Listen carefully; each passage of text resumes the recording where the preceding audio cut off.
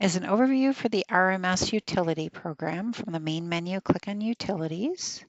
Okay, we're going to go from the left-hand side here, top to bottom, Label Designer.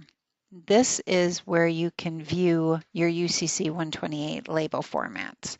When I click on File, this brings up the last 5 documents that you opened up in Report Builder. Here, under the account underscore RMS data directory, UCC underscore 267A, this is the label format for 267 is the RMS customer number. The A signifies printing to a thermal printer. And then the D is printing to a laser printer, which is the 4 to a page, 8.5 by 11 page. So usually if the retailer requires UCC 128 labels, you will have the label format for that after you send us the setup request. Okay, if ever you want to change where this label will print, you can go into File Page Setup and choose which printer you want it to always go to. All right, and then you could do File Save and it'll always go to that printer. Report Designer, this is a great function. If RMS houses the information, this allows you to get it out in a report format. There is a tutorial on how to use. Okay, system info, this basically is your setup information. This is your company information here. This is stating that you're using RMS Reporter and that you're printing thermal 1 to page, so it's the 4x6 label. Print PO format, this is the different formats for after you receive POs, you can print, click on that printer in the send receive screen and it'll print out based on this format here. Communication and audit, that's only if RMS tells you to go into there. If you're having issues, we can find out a lot of information from within there. Table view, this lists all of the different tables that you can go into. We don't recommend that you go in here and make any changes to any of the tables, but you can view what's in there. Okay. Required fields, very important. Invoice ASN, so this is telling you, okay, for SACS, so you have to know the customer number.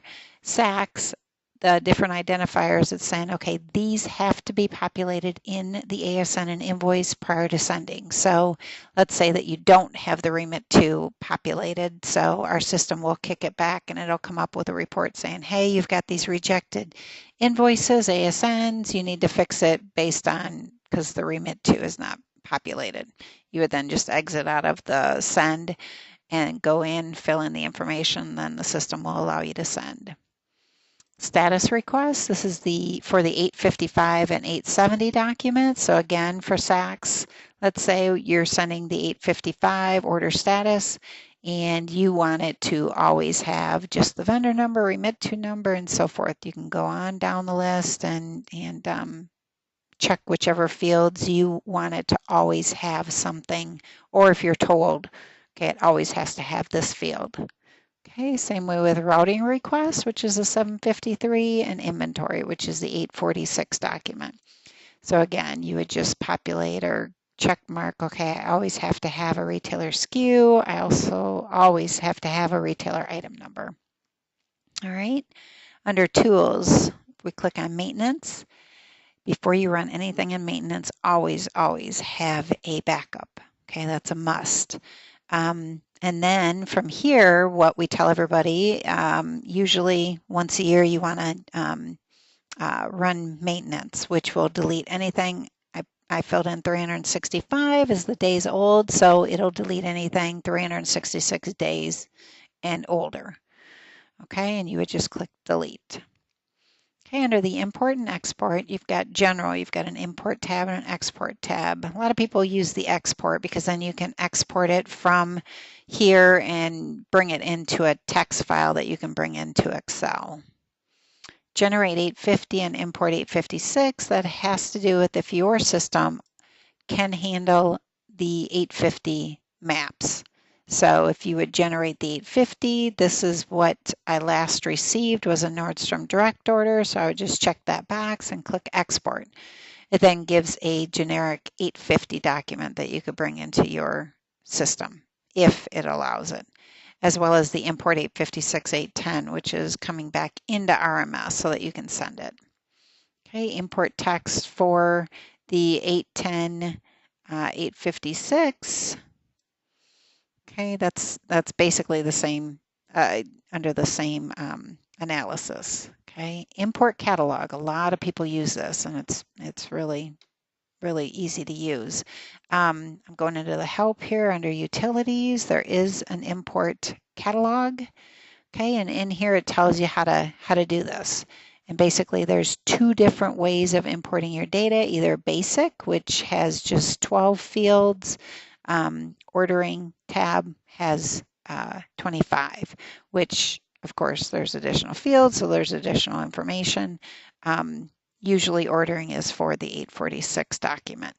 Okay, PO invoice ASN, we don't use it as much anymore because the other accounting kind of replaced that, but some do actually use that.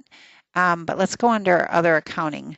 If I set up the cross-reference for what this is used for is after you receive purchase orders and you want to export the data out based on certain parameters that your ERP or accounting software needs, you come in here and you set up the cross-reference and say, okay, RMS's number 17 customer number is Dillard's and your customer number is DIL.